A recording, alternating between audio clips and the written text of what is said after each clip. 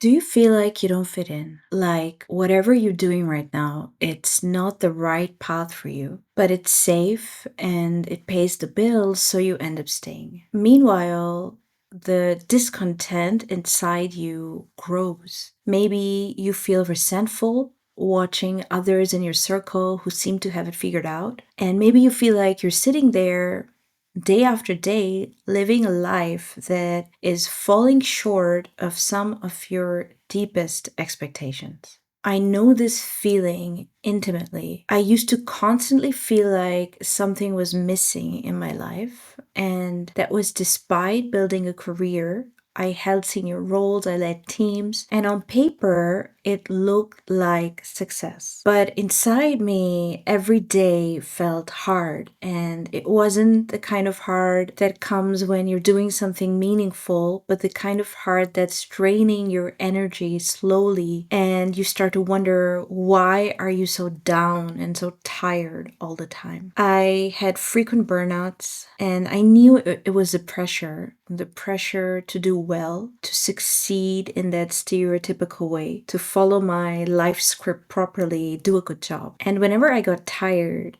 I used to push through. So that's the message I was constantly getting. There's a correlation between pushing through and success, and I've been pushing through things since I was very young. And early on, it did get me results, just like it probably gets you results too. That's why you believe doing it all yourself is a great lever to move forward. But take it from someone who's experienced this, it doesn't last. I think by now we've all learned that we're conditioned to follow a life script, and any deviation from that script is met with resistance from our family, from society, even our workplaces. We are often told to choose the path with the most financial reward, but what if the path you choose doesn't fulfill you? I started working in a field I didn't really like, but I was forced into it because of necessity. Trying to survive, I built a career, but I never really liked or aligned with what I was doing. Every day, this career felt hard. I felt stuck, thinking that I was too late to transition into something else, to do something other than what I'd worked for over a decade. What I found funny is the contradiction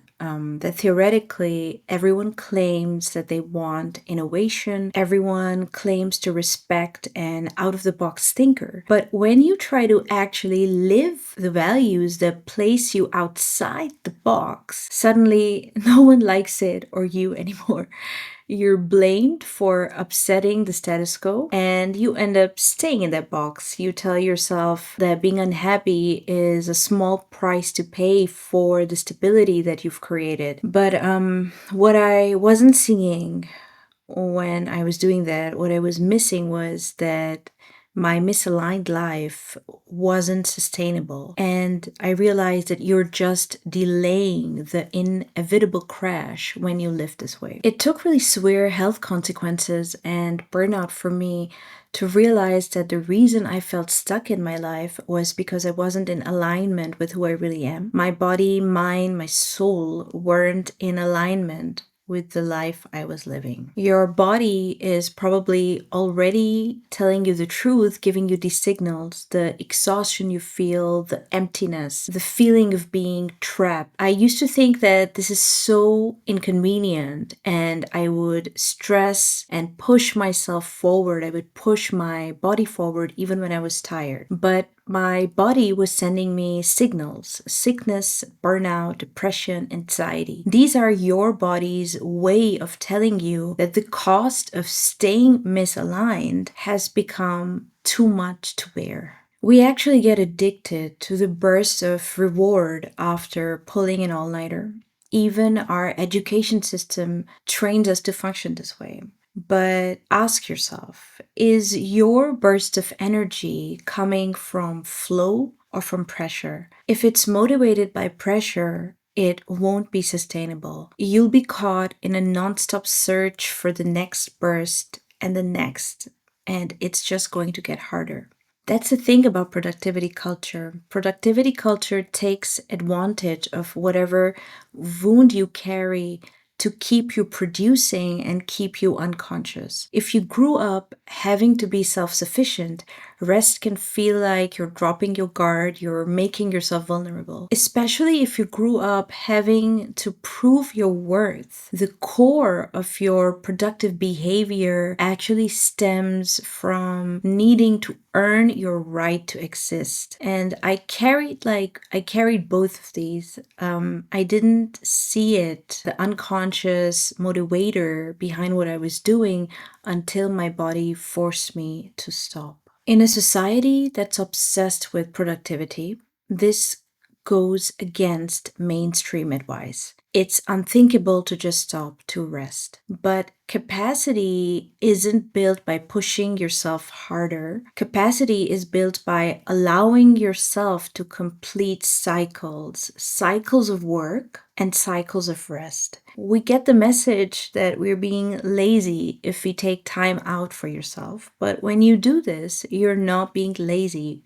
When you rest, you're building a reservoir of strength and resources that allows you to function sustainably in the long term, not only for these momentary small rewards, no matter how good getting those feel. When your body tells you it's tired and you listen, you're teaching yourself that your needs matter, that your body and mind work together and not against each other. This way, you gain strength, you build resources, you build capacity, you feel less tired, you discern more clearly. So you end up making better decisions. When you finally stop forcing yourself to do things, the energy that was missing, that you were looking for, returns on its own. Most people numb and distract themselves to avoid feeling. People feel anything that gives them short-term pleasure, and as long as you do this, you'll never connect to your inner guidance. Whatever motivates you will be driven purely by these immediate rewards. And our society is perfectly designed for this system. But for those of you who crave something deeper, this won't be enough. You'll feel dissatisfied,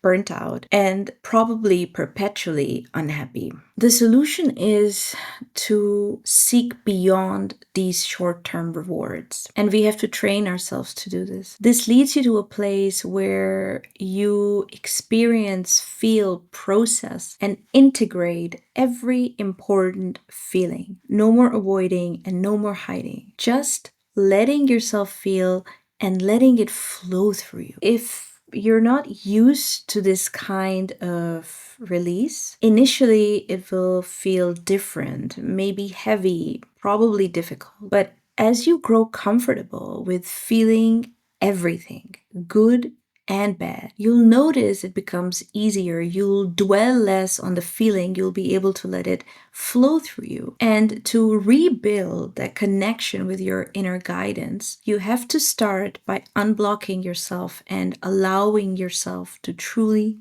feel things. Once you start doing this, your intuition will really awaken. Your creative power returns. Your inner guidance will switch back on. You'll see the bigger picture beyond conditioned norms, beyond what everyone is programmed to do and believe. And you'll notice a not so subtle truth. When you're aligned, your mind with your body with your soul, that's when you're the strongest. That's the truth we deny so hard. The fact that we're not meant to fit in some kind of norm, some kind of box. We are the outliers. We are meant to do things differently. And that's when we're most aligned with ourselves. Being creative, innovating, experimenting, and taking the unknown path. That makes us feel good. What causes the misalignment is doing acrobatics just to fit into norms. We do this because it's hard otherwise. And it's hard because there's quite a big cost to bear when you take the unknown path. That's the cost of being conscious and aware in a very superficial world. The cost of having self awareness and compassion in a selfish and self centered world. Having the ability to discern between what's authentic and what's performative. Once you see it, you won't be able to unsee it. So naturally, this deeper level of discernment hurts, and nobody wants to feel pain. So we try to run from this truth. We stay in misalignment. But that doesn't feel good either, no matter how much we numb ourselves. At first, it feels difficult to let go of the very constructs that trap us. But once you pass that stage and you're in alignment with who you really are, a new world of opportunities opens. There are new choices, new paths, things you may not have even considered before. When you finally begin to align with your truth, who you are, building that inner connection, that's when the noise of fear begins to quieten and something magical starts happening. Your creativity is unblocked, ideas flow effortlessly, clarity emerges, and solutions appear everywhere. That's the space of effortless creation. And the mind doesn't know how to get you there, but the heart does. And the only way to get here is to quieten the mind and let your heart lead. This is often confused with making reckless decisions like it's shown in the media, but that's not what it is. Letting your heart lead means learning to sit with the discomfort, becoming the observer of your feelings, becoming the observer of where you're stuck. You may be in the fiercest part of the storm right now, but never let it dim your light. Your heart, your body's wisdom, the signals you've been ignoring, these aren't just feelings. They're the key to unlocking your aligned path. So just stay true to yourself, and the path will show itself when you're ready to receive it.